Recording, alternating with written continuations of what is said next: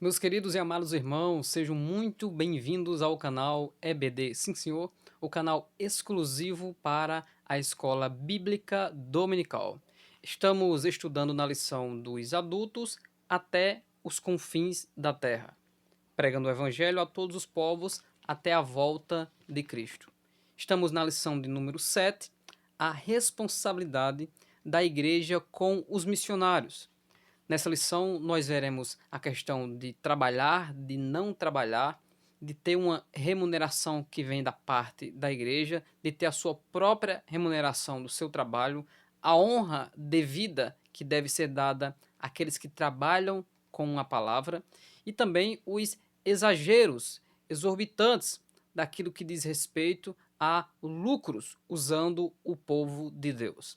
Fica conosco até o final. Você está no canal EBD Sim Senhor, o canal 100% nordestino, paraibano e campinense.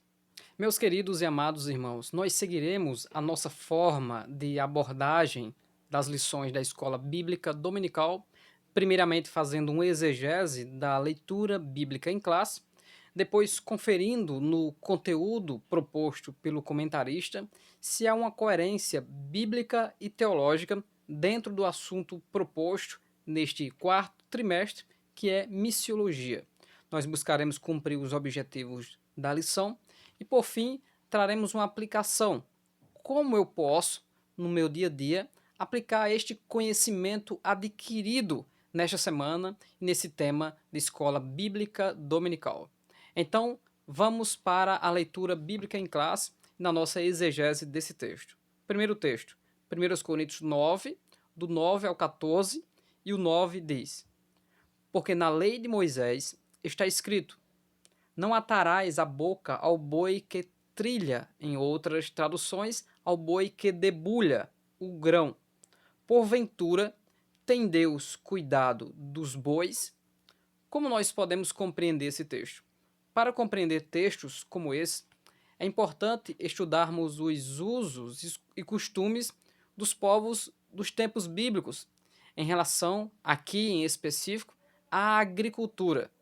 E esse princípio que Paulo fala, que será aplicado ao obreiro, ao missionário, e a dependência que esse tem de Deus e a responsabilidade que a igreja tem com ele, se dá em Deuteronômio, capítulo de número 18, e o versículo de número 1.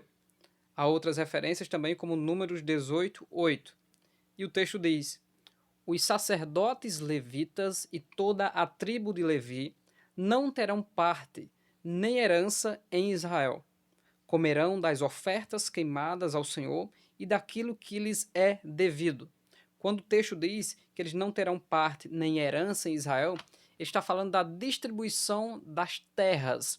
Então eles não terão uma tribo no sentido de terra geográfica para ser deles, mas eles tiveram cidades específicas onde eles habitavam e também criavam as ovelhas, e também a obra que eles deveriam realizar da parte de Deus como ministros, como levitas, estava completamente relacionado ao templo, ao tabernáculo e aos sacrifícios.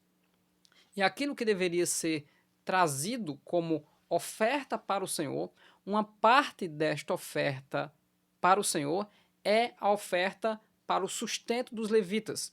E fora isso que era trazido para o Senhor, que o levita teria direito de fazer parte, também os levitas poderiam receber mais ofertas daqueles que queriam abençoar esses homens de Deus.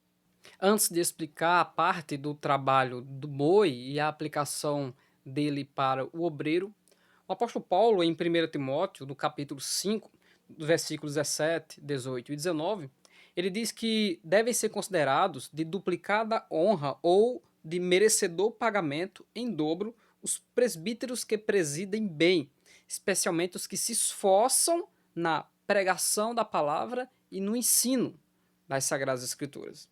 Porque ele diz no versículo 18: a Escritura declara: não amordace o boi quando ele pisa o trigo. E ainda, digno é o obreiro do seu salário, ou o trabalhador é digno do seu salário.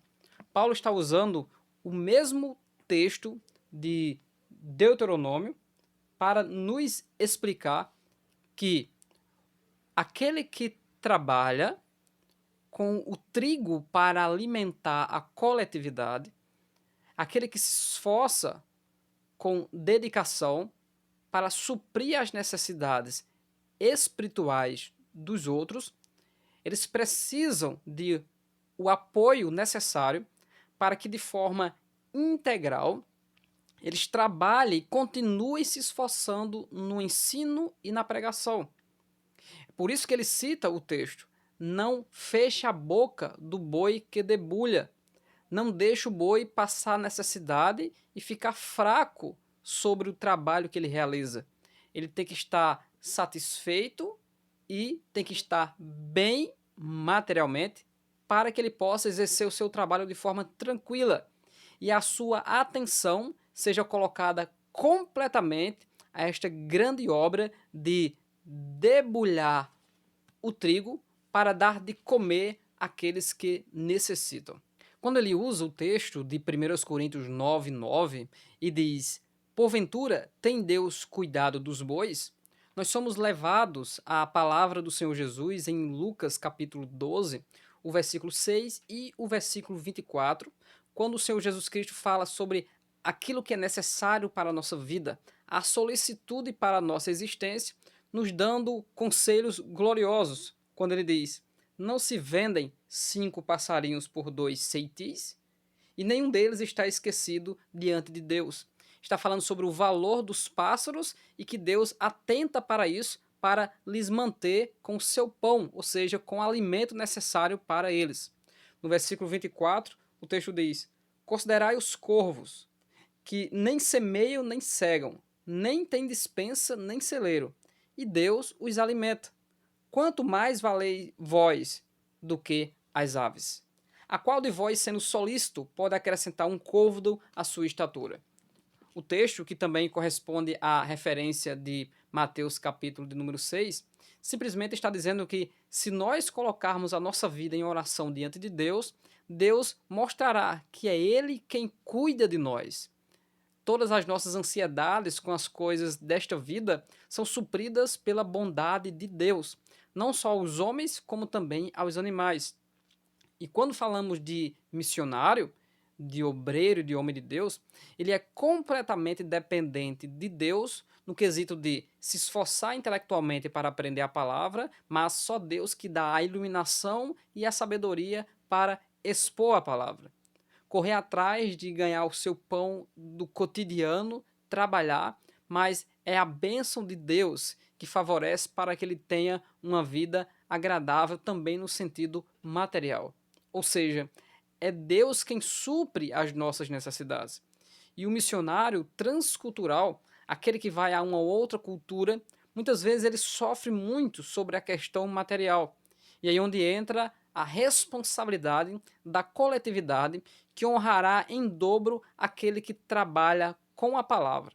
Então, quando o texto diz não atarás, não ligarás ou não amarre a boca do boi que está trabalhando, debulhando o trigo, o que ele simplesmente está dizendo, segundo a cultura da agricultura daquela época, é que esse boi ele trabalhava em um espaço chamado de eira. O que é uma eira? Eira é uma calçada de chão batido no meio ou do lado das plantações, onde se era retirado o trigo, levado para a eira, para ali debulhar. Quando um homem debulhava, ele pegava alguma madeira e batia nas palhas ou no trigo para que a palha ou o trigo saísse da palha. Quando é o boi trabalhando, o boi é amarrado num poste que fica no meio desta eira, e amarrado nesse poste, ele puxa uma esteira ou um trilho, conforme Isaías 41, versículos 15 e 16, quando Deus usa dessa figura e desse trabalho do boi para dizer a Israel que os montes trilharás e moerás e os outeiros tornarás como palha, ou seja, que as dificuldades que Israel tem, ele trilhará como o boi trilha o trigo. Então o boi puxa uma esteira que tem pedras encrostadas embaixo para servir como que dentes para debulhar, e em cima algum tipo de peso, ou uma pedra ou alguém em cima. que vai tangendo o boi para que ele faça um movimento circular, debulhando o trigo. E logo após, o trabalhador para aquele serviço e começa com um garfo grande a jogar o trigo e a palha para cima. O vento levará a palha e ficará só o trigo, só o alimento. Esse é o serviço do trabalhador para debulhar o trigo. Então, quando o texto diz não amarre a boca do boi que debulha ou que trilha, ele está dizendo, quando o boi sentir fome, ele é digno de parar, de rodear aquele poste, aquele trigo, de debulhar, e ele pode comer daquele trigo. Ele é digno porque ele precisa de força para continuar esta obra que não pode parar. E por isso que no versículo 10, o apóstolo Paulo diz, ou não diz certamente por nós. Então ele está dizendo, esse texto está fazendo referência a nós, não ao boi apenas. Certamente que por nós está escrito, porque o que lavra deve lavrar com esperança, e o que debulha deve debulhar com esperança de ser participante. Aqui ele inclui também o cultivar a terra. Então ele diz, aquele que trabalha com a terra, ele tem esperança de que da terra ele possa ter o bem para si próprio. Então, quando o homem, juntamente com o auxílio do boi, trabalham e a terra produz, então tanto o homem é beneficiado, como o boi, que também ajuda nessa tarefa. Então vamos conferir mais alguns textos relacionados com essa verdade bíblica. 2 Timóteo, no capítulo 2, e o versículo 6, o texto diz, o lavrador que trabalha deve ser o primeiro a gozar dos frutos. Aqui ele coloca mais um detalhe, ou seja, o boi ele deve se alimentar do trigo primeiro do que qualquer outra pessoa, porque ele está trabalhando, se esforçando naquilo que ele faz. E Paulo fala isso dando conselhos a Timóteo sobre ele se fortificar, sobre ele militar a boa milícia, não se embaraçar com o negócio desta vida e militar legitimamente, mas também ser considerado digno de estar no meio de toda essa missão, mas também ser sustentado por aqueles que ele instruiu. Veja o que Paulo diz em Romanos 15, 27. Isto lhes pareceu bem, como devedores que são, para com eles. Porque se os gentios foram participantes dos seus bens espirituais, devem também ministrar-lhes os temporais. Em outras traduções, ele usa também a palavra carnais, como leremos aqui no versículo 11 da leitura bíblica em classe. O que acontece aqui? Os cristãos judeus, os judeus messiânicos do início da igreja primitiva, trouxeram tudo aos pés dos apóstolos e agora estavam passando necessidade, porque no seu entendimento eles estavam corretos sobre a iminente volta do Senhor. Porém, Jesus não voltou em sua época, porque o plano para os gentios ainda não finalizou.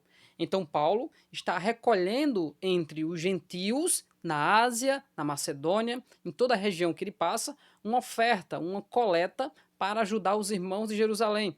Veja o que ele diz no versículo 26. Porque pareceu bem a Macedônia e a Acaia fazerem uma coleta para os pobres dentre os santos que estão em Jerusalém. Então o próprio povo decidiu abençoar segundo a necessidade que os irmãos passam. Aí Paulo explica no versículo 27, isso lhes pareceu bem, porque eles são devedores, porque os gentios foram participantes dos seus bens espirituais e também devem ministrar-lhes os bens temporais. É mais uma vez o princípio vindo à tona. Aquele que ministra os bens espirituais deve ser abençoado por aqueles que recebem essa bênção espiritual para que cada dia mais ele possa dedicar a essa grande obra todo o seu esforço. Então, o que Paulo está fazendo nesses textos? Paulo está mostrando para a igreja de Corinto que não é pecado de maneira alguma, simplesmente é honra devida que aqueles que ministram a palavra de Deus sejam sustentados pelo povo de Deus, pela igreja. Porém, Paulo vai falar uns outros detalhes que é muito importante para nós aplicarmos a vida ministerial. Mas antes, vamos conferir como era tudo isso nos tempos do Antigo Testamento, na pessoa dos levitas e de Arão. Veja o que diz Números 5, 9 e 10. Semelhantemente, toda oferta de todas as coisas santificadas dos filhos de Israel que trouxerem ao sacerdote será sua, e as coisas santificadas de cada um serão suas. O que alguém der ao sacerdote será seu. Em Números 18, do 8 ao 20, esse texto mostra tudo em detalhes o que é do sacerdote quando é trazido ao templo. Então, o sacerdote é digno. A herança do sacerdote é a herança que vem diretamente do Senhor, ou seja, daquilo que o povo de Israel, o povo de Deus, oferta ao templo. Este obreiro, este levita, é digno de viver a partir disso e de ainda receber mais ajuda espontânea que o povo de Deus quiser dar a este obreiro. E mesmo considerando todo esse princípio de que aquele que trabalha na palavra é digno de receber os bens daqueles que recebem a instrução, como o próprio Paulo diz em Gálatas, capítulo 6 e versículo 6, o que é instruído na palavra, reparta de todos os seus bens com aquele que o instrui. Há outros textos na Bíblia Sagrada, como Filemão 19, Atos 20, 33 a 35, e também 1 Coríntios capítulo 4 e versículo 12, quando Paulo diz: "E nos afadigamos, trabalhando com nossas próprias mãos, somos injuriados e bendizemos, somos perseguidos e sofremos." Paulo sempre deixou claro para a igreja que nós não queremos ser pesados no meio de vós. Por isso que eu trabalho com minhas próprias mãos. E a Bíblia identifica Paulo como fazedor de tendas. Então veja a coerência e a moderação onde nós queremos chegar nesses textos e nessa proposta da lição de número 7, a responsabilidade da igreja com os missionários. Mesmo havendo essa grande responsabilidade, tudo aquilo que é moderado traz louvor. A moderação é um dos ensinamentos mais profundos e coerentes dentro da prática da vida cristã. E muitas vezes o que vemos não são pessoas que são sustentadas pelo povo de Deus para ministrar a palavra à igreja e ao mundo, mas são pessoas que, de forma ilícita, buscam enriquecer à custa do povo de Deus, adquirindo bens que, de forma exorbitante, não compreende com a vida de um missionário, com a vida de um pastor e com a vida de um pregador. E alguém poderia até dizer: não, mas isso é a bênção de Deus sobre essas pessoas. É claro que a bênção de Deus é recalcada, sacudida e transbordante. Mas a mente do missionário é diferente. Os grandes homens de Deus do passado, a maioria deles morreram pobres e às vezes isolados em um local, porque tudo aquilo que eles tinham, eles revertiam para abençoar as vidas que tinham necessidade. O texto continua dizendo: "Não sabeis vós que os que administram o que é sagrado comem do que é do templo, e que os que de contínuo estão junto ao altar participam do altar?" Ele já havia dito que se outros participam deste poder sobre vós, por que não mais justamente nós? Paulo está defendendo o seu apostolado de falsos apóstolos. E se ele está dizendo, se os falsos apóstolos também participam desses bens materiais, por que nós não podemos participar? Aí ele explica: mas nós não usamos deste direito.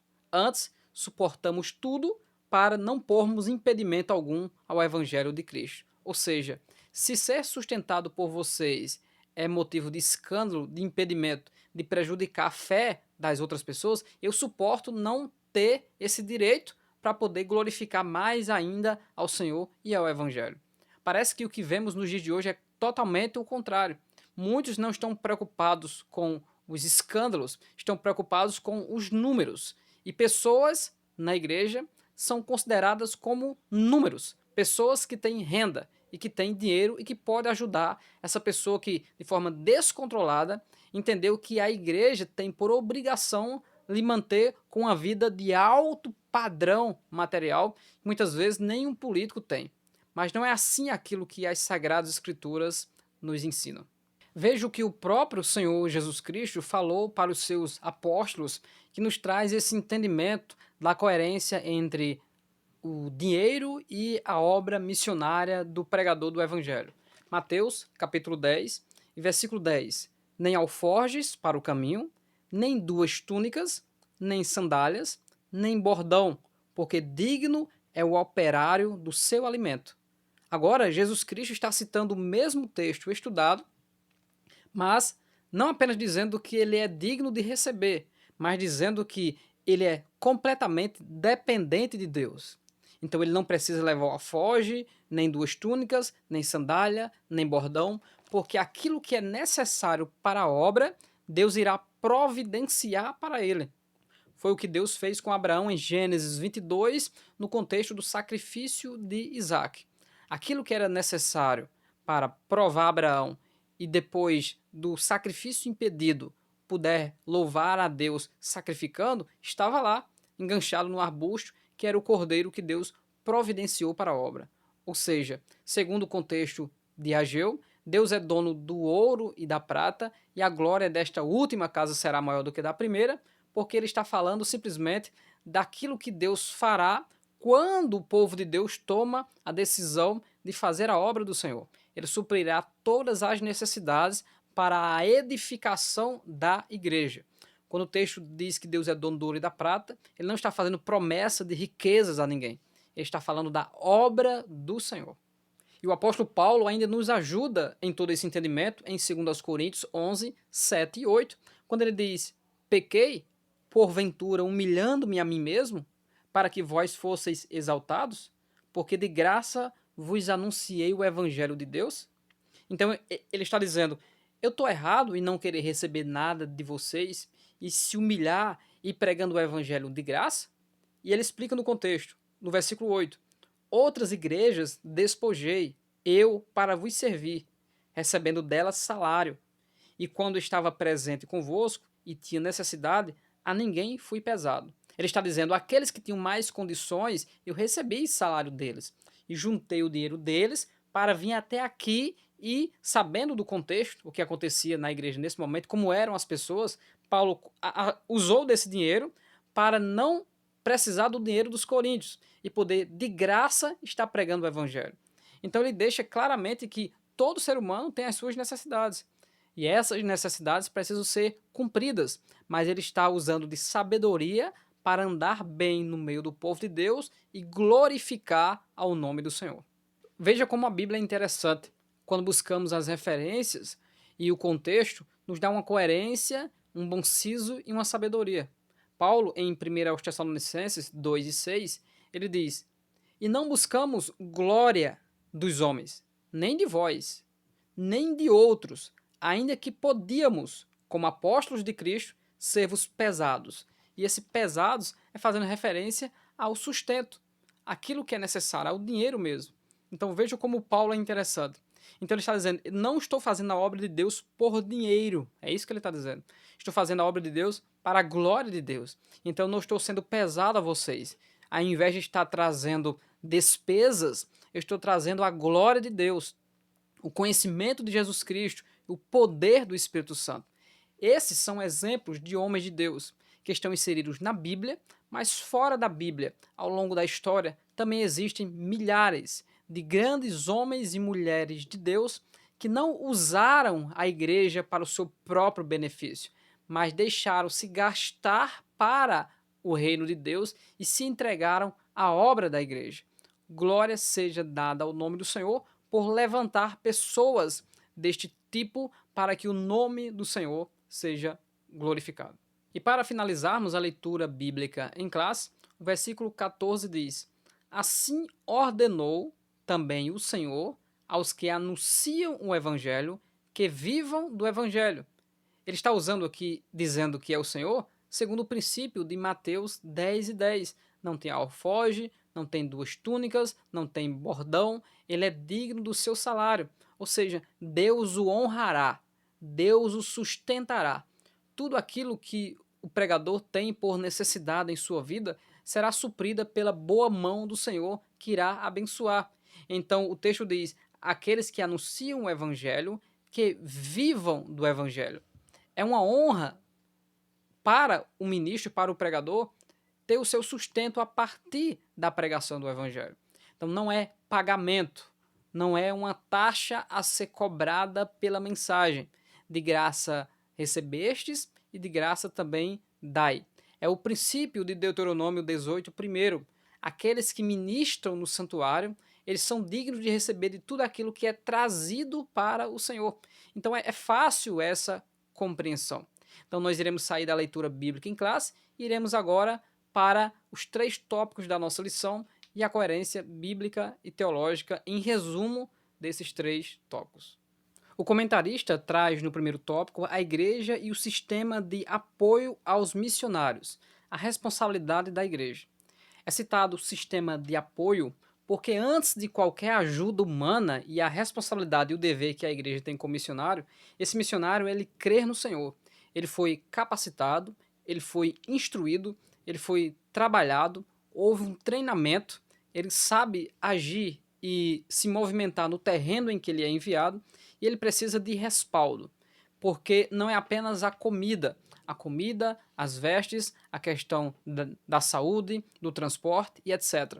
Tudo que for necessário para que a obra seja cumprida com louvor, a igreja deve suprir essas necessidades. Então, por ser um sistema de apoio, esse missionário, ele acredita na providência de Deus. Por mais que a igreja supra as suas necessidades, e também a igreja passa em alguns momentos por crise financeira, Deus usa pessoas que não são, assim como usou a viúva para Elias. Deus usa até quem não tem. Deus usa quem quiser usar para abençoar segundo as necessidades e também os desejos do coração do missionário, da sua esposa e dos seus filhos. Porque o objetivo das missões é que o nome do Senhor seja ministrado em todos os lugares que ainda não se tem ouvido falar de Jesus. E para isso, pessoas precisam ser enviadas, ide por todo o mundo. E essas pessoas precisam ser respaldadas. Então, nós estamos tratando de uma lição de cunho simples, no quesito de explicação, mas muito importante. E que se nós meditarmos sobre essa moderação, nós estaremos em um centro em que o homem de Deus tem as suas necessidades supridas para fazer a obra de Deus com alegria e o nome de Jesus é glorificado. O segundo tópico, o comentarista fala sobre o cuidado integral dos missionários, integral no sentido de completo. E esse cuidado completo, podemos fazer referência a descanso, a lazer, a retornar para a base a fim de cumprir coisas necessárias para a sua vida, para a sua manutenção aonde ele foi enviado e também encher a sua alma de alegria, recarregar as baterias em ver a igreja local, em ver os seus familiares. Todas essas coisas precisam ser consideradas, porque o missionário ele não pode ser abandonado, mas ele tem que ser ajudado. E todos nós consideramos, eu acredito que você considera, esse retorno, muitas vezes, definitivo do missionário, porque para tudo há um tempo e um propósito debaixo do sol. E no nosso último tópico, o comentarista fala sobre maneiras práticas de se comprometer com os missionários. Os missionários devem comunicar as suas necessidades, ofertas devem ser levantadas com o povo de Deus, com o objetivo de levantar fundos para adquirir um automóvel, algum momento de urgência de uma cirurgia, alguma outra coisa que haja uma necessidade rápida, que precisa ser suprida imediatamente. O povo de Deus tem que ser sensível a essas emergências também. Então, doar para suprir as necessidades, mas também orar e jejuar e pedir para que a porta da palavra esteja sempre aberta para que a mensagem do evangelho seja pregada. E assim, o missionário, sem essas outras preocupações secundárias, tem as suas necessidades supridas e aí ele pode buscar o reino dos céus com mais veemência, com mais força, a fim de fazer a obra do Senhor e o nome do Senhor ser glorificado. E por fim, nós finalizamos esta lição com muita alegria, sabendo que Deus é o mantenedor de sua obra e como nós podemos aplicar essa lição no meio dos nossos familiares, da igreja, dos conhecidos e dos amigos. Ajude a obra missionária. Se você tem um chamado transcultural, se capacite, cresça e saiba que Deus irá suprir a sua necessidade. Mas se você não tem esse chamado, ajude o missionário de forma financeira, segundo o seu poder. Ajude, envie algum tipo de ajuda diretamente para ele, ou mantendo através dos dízimos e das ofertas que a área da igreja responsabilizada pela administração dos missionários fará com que esses recursos cheguem até a mão do missionário e ele possa com alegria e com louvor continuar fazendo a obra de Deus. Contribua ore, jejue, mas também saia e fale do amor de Jesus para o mundo. Deus abençoe grandemente a sua vida e até a nossa próxima lição, que será a lição de número 8, missionários fazedores de tendas. Que Deus abençoe grandemente a sua vida no nome de Jesus.